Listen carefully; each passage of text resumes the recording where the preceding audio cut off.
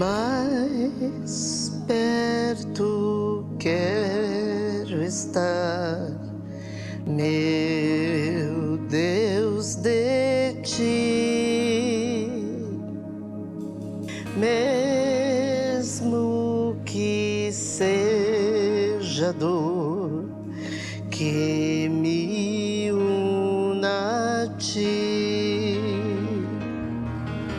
sempre hei de suplicar, mais perto quero estar, mais perto quero estar, meu Deus, de ti.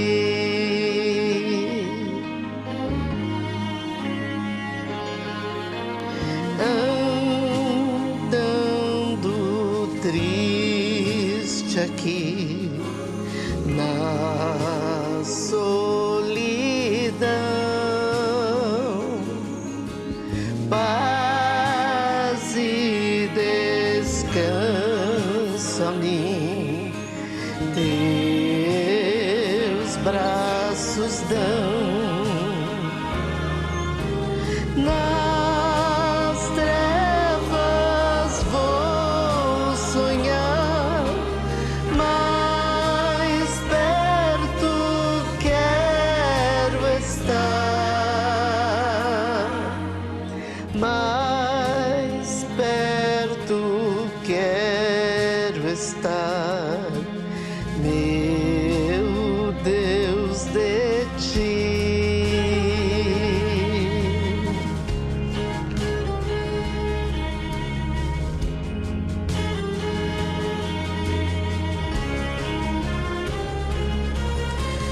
E quando Cristo enfim me vier chamar, nos céus com serafins eu irei morar, sempre hei de suplicar, mais perto quero estar, mais perto quero estar, meu Deus, de ti. Então me alegrarei perto de ti, meu rei, perto de ti, meu rei, meu Deus, de ti,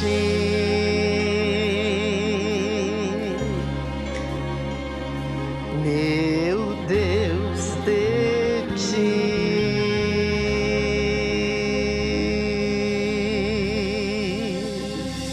Glória te damos, Senhor.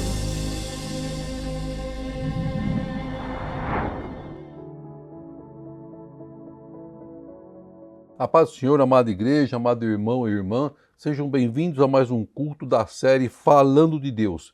E hoje ministraremos um novo culto, uma nova palavra, cujo tema é Liberdade, episódio 5.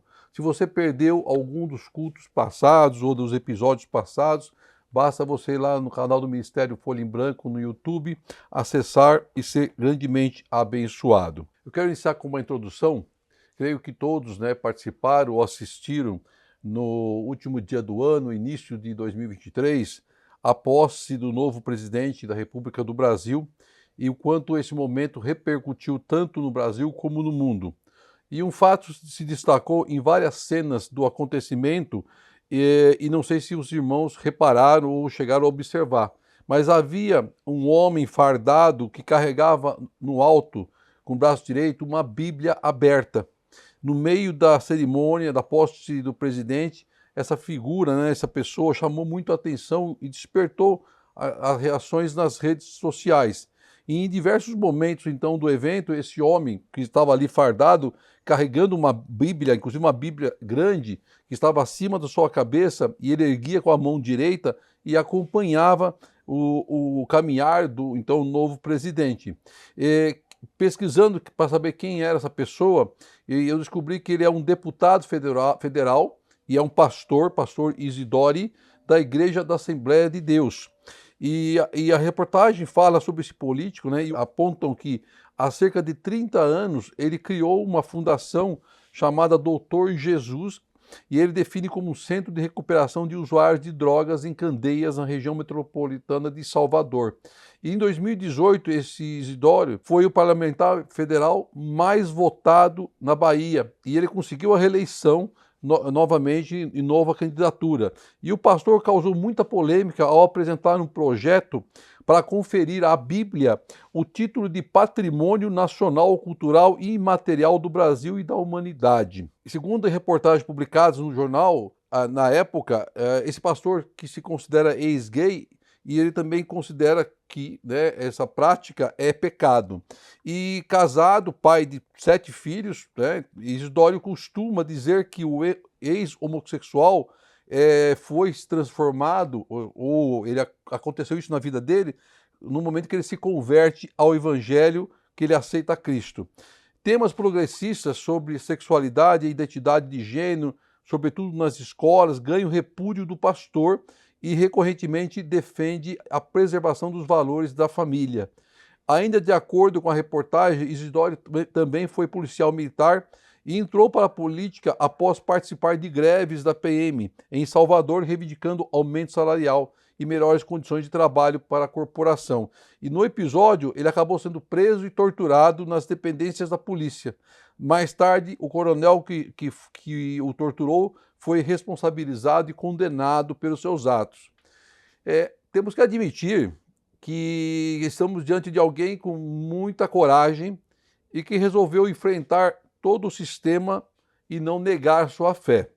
Mesmo tendo a sua liberdade, seja ele estando certo ou errado, mesmo tendo sua liberdade retirada em determinado momento da sua vida, foi quando ele foi preso no batalhão da polícia, ele não deixou que isso abalasse as suas convicções cristãs. Que Deus continue lhe dando força e proteção para não se contaminar com as coisas erradas no meio político, mas que seja um instrumento nas mãos do Senhor.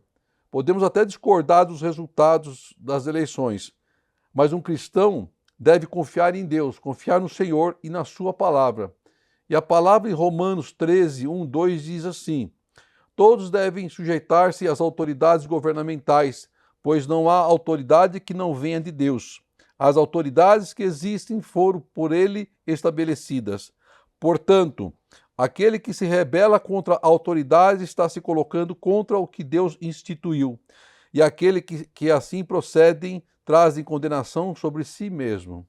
Se Deus nos diz isso, temos que confiar no Senhor e na sua vontade, porque tudo está nas mãos e no controle do Pai. Eu quero então convidar o irmão e a irmã para darmos continuidade à série Liberdade, para que você abra sua Bíblia, se for possível, em Romanos 14, do versículo 1 ao versículo 23. Romanos 14, do versículo 1 ao 23.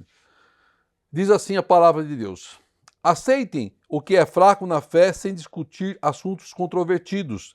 Um crê que podem comer de tudo, já outro, cuja fé é fraca, come apenas alimentos vegetais.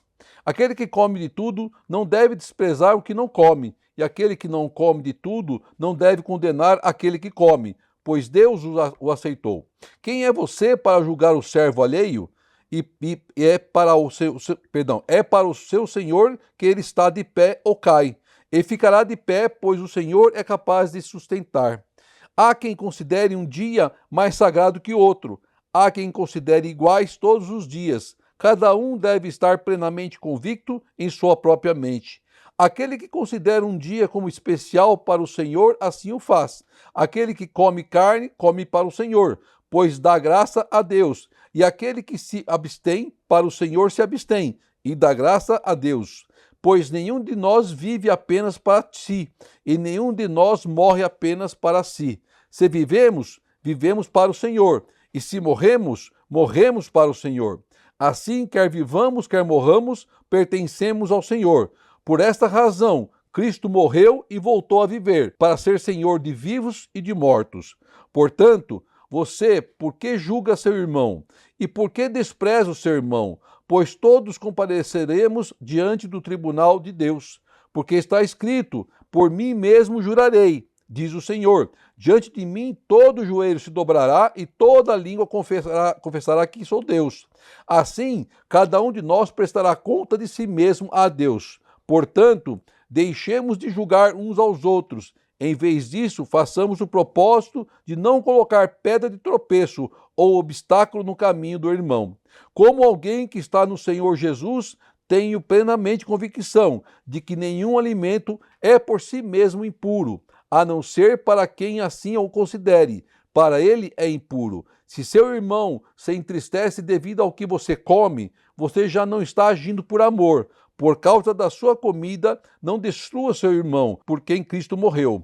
Aquilo que é bom para você não se torne objeto de maledicência, pois o reino de Deus não é comida nem bebida, mas justiça, paz e alegria no Espírito Santo. Aquele que assim serve a Cristo é agradável a Deus e aprovado pelos homens.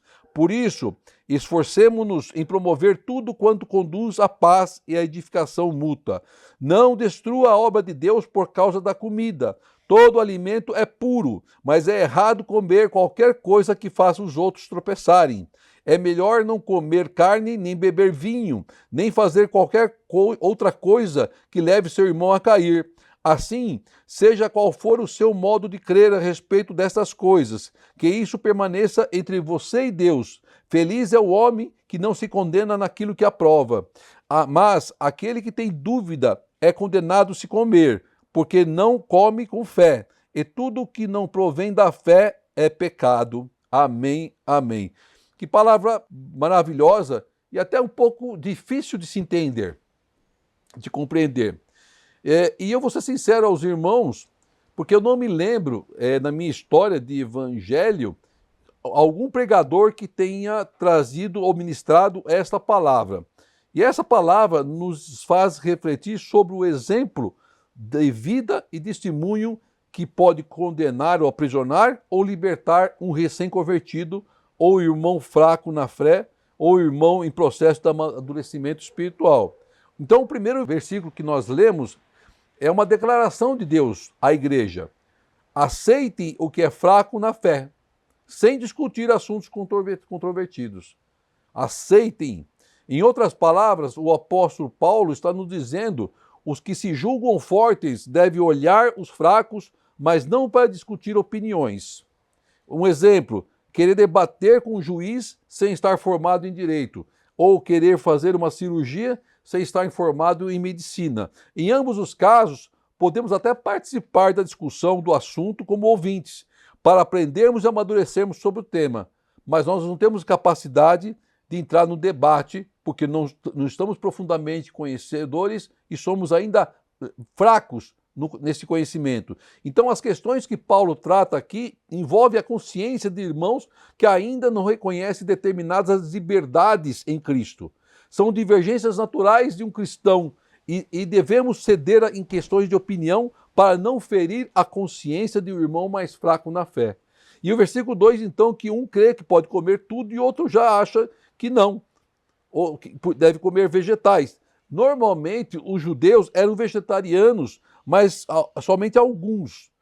A exemplo disso, a Daniel. Daniel fez jejum de alimento, está lá em Daniel 1, 8 a 12, onde ele relata que ele se absteve de comer a comida do rei e só comeu vegetais. Mas isso foi uma decisão de Daniel em um momento específico. Então, está escrito assim, versículo 12 de Daniel 1. Peço-lhe que faça uma experiência com os seus servos durante 10 dias.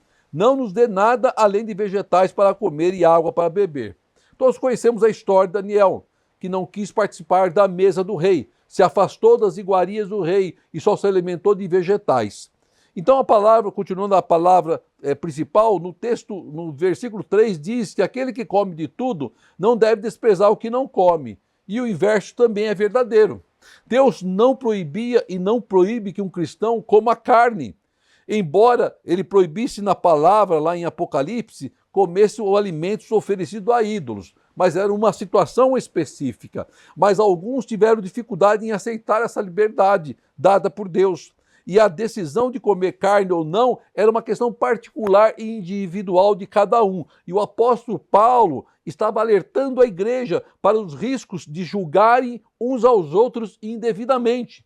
E essa prática não se limitava apenas ao comer, mas em outros temas também importantes. Lá o versículo 5, versículo 6, que também fala sobre os dias. Uns consideravam um dia mais sagrado, outros consideravam que não era mais sagrado, uns reservavam sábado, outros não reservavam sábado, faziam distinções entre dias.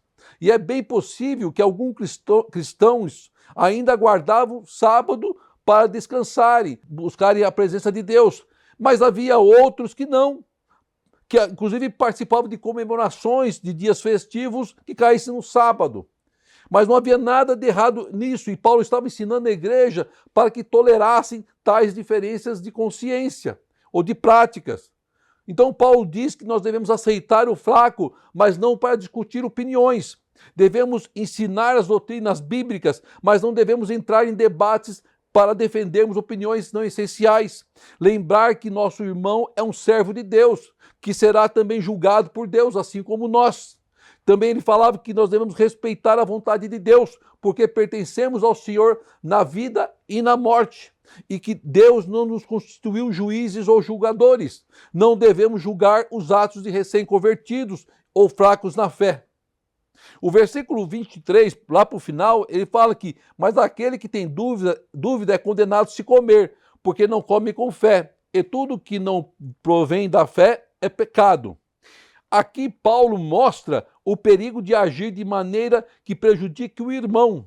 Não devemos julgar os irmãos, não devemos fazer com que eles tropecem. A ênfase do reino de Deus não é a liberdade de comer ou beber alguma coisa, e sim de participar da justiça, da alegria e do Espírito Santo, da comunhão do Espírito Santo.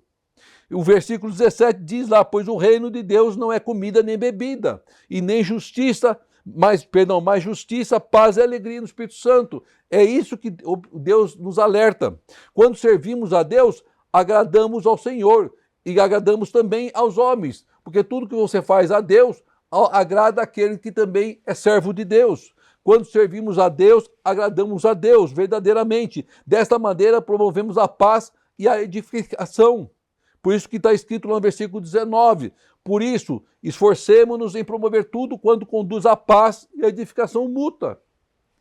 Nós temos que fazer com que as coisas, com que os irmãos cresçam espiritualmente. Se nós insistirmos e afirmarmos que nossa opinião deve prevalecer e que somente ela pode libertar, podemos ferir a consciência do irmão e o resultado será ao contrário. Ele vai se afastar, ele vai sair da presença de Deus e da igreja. E isso está bem claro no versículo 20. Não destrua a obra de Deus por causa de comida, ou por causa das suas culturas, por causa das suas opiniões. Todo alimento é puro, mas é errado comer qualquer coisa que faça o outro tropeçar. Ou seja, nós não podemos ser pedra de tropeço a nenhum irmão que possa levá-lo a se afastar de Deus, da presença de Deus. Então é melhor renunciar a algum privilégio do que fazer o irmão tropeçar. É o que a palavra nos diz. É importantíssimo manter a nossa consciência limpa diante de Deus, puro na presença de Deus. No versículo 22 diz que assim que qual for o seu modo de crer a respeito dessas coisas, que isso permaneça entre você e Deus, é entre você e o Senhor. A sua forma de adorar, a sua forma de buscar a Deus é entre você e Deus vai aceitar. Feliz é o homem que não se condena naquilo que aprova. Então não traga condenação para si quando você faz um irmão tropeçar na fé.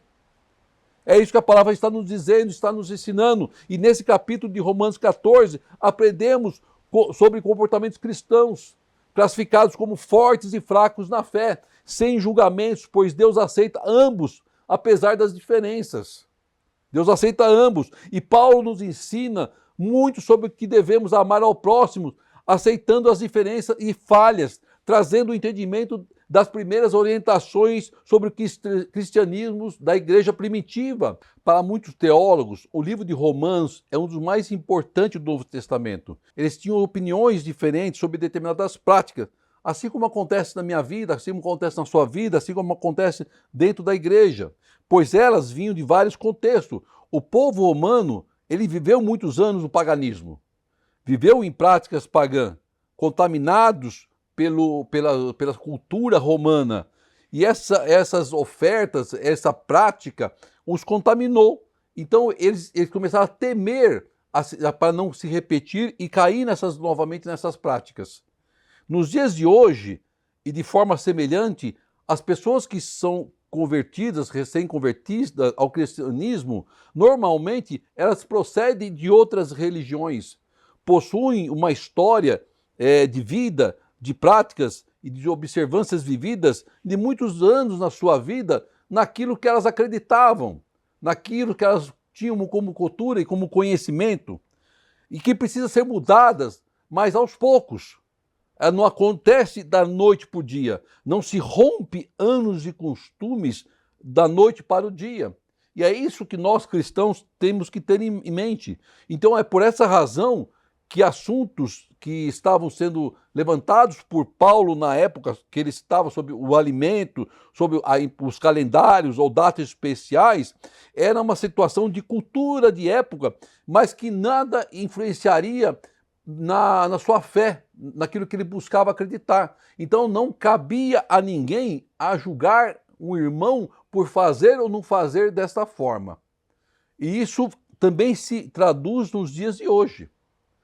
Pessoas que são recém-convertidas, elas estão no processo natural de libertação.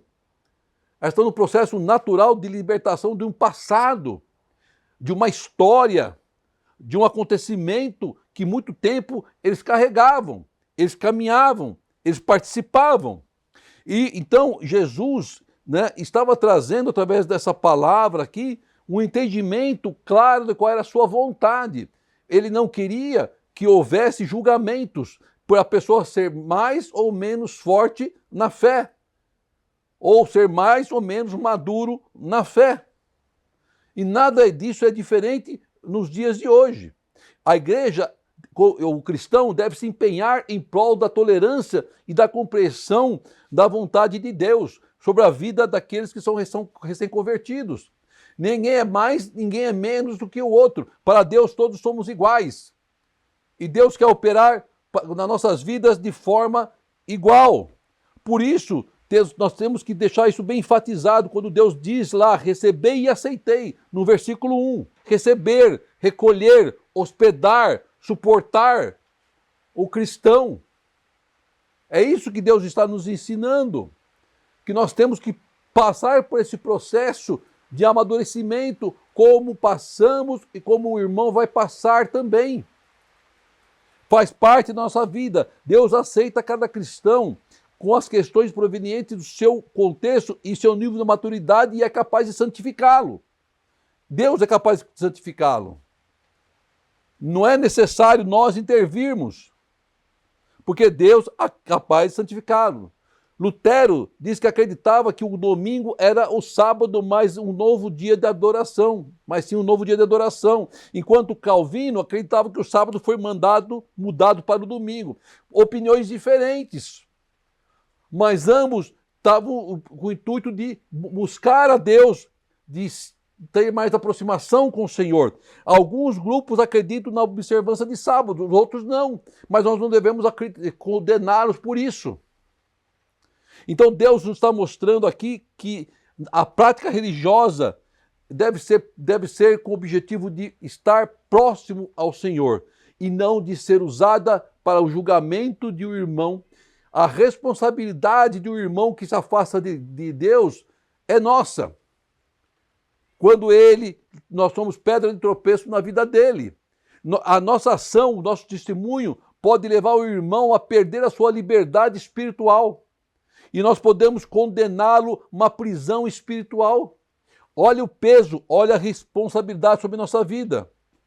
Um cristão é um senhor perfeitamente livre de tudo, não sujeito a ninguém. Um cristão é um servo perfeitamente submisso ao Senhor, a Deus. Estamos sujeitos à vontade de Deus para servirmos ao Senhor e servirmos ao próximo. Lá em Coríntios 3,13 diz assim: sua obra será mostrada, porque o dia trará a luz, pois será revelado pelo fogo, que provará a qualidade da obra de cada um. Ou seja, todos nós passaremos pelo tribunal do Senhor. Todos nós seremos colocados à frente do Senhor, para estarmos sendo lá julgados por Deus. Então não devemos ser pedra de tropeço ao irmão, que pode levá-lo a abandoná-lo à sua liberdade, levá-lo a abandonar o Evangelho. Romanos 14,13, portanto, deixemos de julgar uns aos outros. Em vez disso, fazemos o propósito de não colocar pedra de tropeço ou obstáculo no caminho de um irmão. O nosso alvo deve ser sempre buscar a Cristo em tudo, apoiar o irmão na sua maturidade espiritual e não impedir seu crescimento espiritual, porque será bênção sobre a vida dele e bênção sobre nossa vida. Não se envolver em escândalos e em maus testemunhos. Por isso que Deus ratifica isso na sua palavra, para a edificação da sua igreja. A liberdade cristã ganhará má fama se o amor não governá-la. Temos que ter muito discernimento de não misturar as coisas. As nossas ações devem ser servir a Cristo e contribuir para o crescimento e desenvolvimento dos outros irmãos em Cristo, porque nós cresceremos juntos, porque nós amadureceremos juntos. Então nós vemos essa palavra do apóstolo Paulo ministrando sobre o respeito ao próximo e as suas tradições e princípios, falando com amor aos novos convertidos que ainda são fracos na fé. Compreendermos os seus costumes, a sua cultura que vai ser mudada aos poucos, não por ação do homem, mas por ação do Espírito Santo. Assim como ele fez na sua vida, onde você foi aprendendo. Ninguém começa da noite para o dia já maduro na fé. O próprio Paulo, quando ele foi lançado em terra, quando ele caiu do cavalo, em caminho de Damasco, quando Cristo se apresenta à frente de Paulo e ele chama Saulo, Saulo, por que me persegues? Ali começou um processo de transformação da vida de Saulo. O seu nome foi a primeira mudança. Mudou para Paulo. Ele ficou cego e por 3 dias ele ficou cego e ele precisou passar por esse processo. Então há um natural processo de amadurecimento na vida de um cristão. Jesus morreu na cruz do Calvário para salvar a todos, porque a obra é maior do que um prato de carne ou de bebida, ou de um dia feriado ou não, santo ou não. O sacrifício na cruz do Calvário foi o mais alto preço pago por qualquer opinião, se isso está certo, se isso está errado. E nem fomos nós que pagamos essa dívida, foi Cristo que pagou esta dívida. Ela já está paga. Ela já pertence a nós. Então devemos sim ter o entendimento de como amar o próximo e não julgar, ser compreensível e misericordiosos, assim como Jesus nos ensinou. E Deus quer nos usar de forma milagrosa. Deus quer nos usar para sermos um instrumento de libertação dos cativos. E você só consegue isso quando você deixa o Espírito Santo agir através da sua vida. E não haja pela sua razão ou pelo aquele entendimento que você acha como sendo certo ou sendo errado.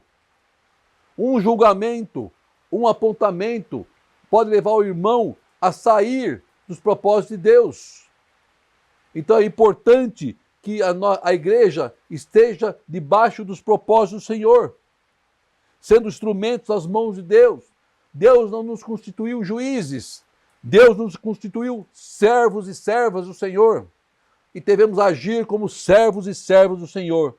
Então, meu irmão, minha irmã, não perca essa oportunidade que Deus nos coloca nas mãos através dos ensinamentos da palavra revelada. Seja vencedor livre em Cristo Jesus. Fuja dos encantamentos do pecado. Busque resposta no único Senhor da sua vida, Jesus Cristo, e viva intensamente as experiências sobrenaturais com Deus. É isso que o Senhor quer para nossas vidas, em nome de Jesus. Amém e amém. Oremos ao Pai. Querido Deus, amado Senhor, quero te agradecer por esta palavra, Pai, pela chuva que está caindo, Senhor, pelo dia que tu nos deste, Senhor amado. Pedir perdão pelos nossos erros, nossos pecados, Pai querido. E para que o Senhor venha nos ensinar, Pai, como devemos servir verdadeiramente a sua vontade. Não somos julgadores, Pai, mas estamos aqui para sermos instrumentos nas tuas mãos, Pai. Através das nossas vidas, abençoar aquele que é fraco na fé, aquele que está iniciando, aquele que está sendo liberto, em nome de Jesus, Pai. Então, Pai querido, que sejamos verdadeiramente testemunhos vivos de Cristo, Pai. Sal da terra, luz do mundo, Pai. Façamos a diferença, Senhor amado, na humildade, Pai, na simplicidade e no amor, Pai querido. É o que eu te peço em Cristo Jesus, que o grande amor de Deus, as doces e maravilhosas consolações do Espírito Santo estejam com todos, hoje e sempre. Amém e amém. Glória seja dada a ti, Senhor.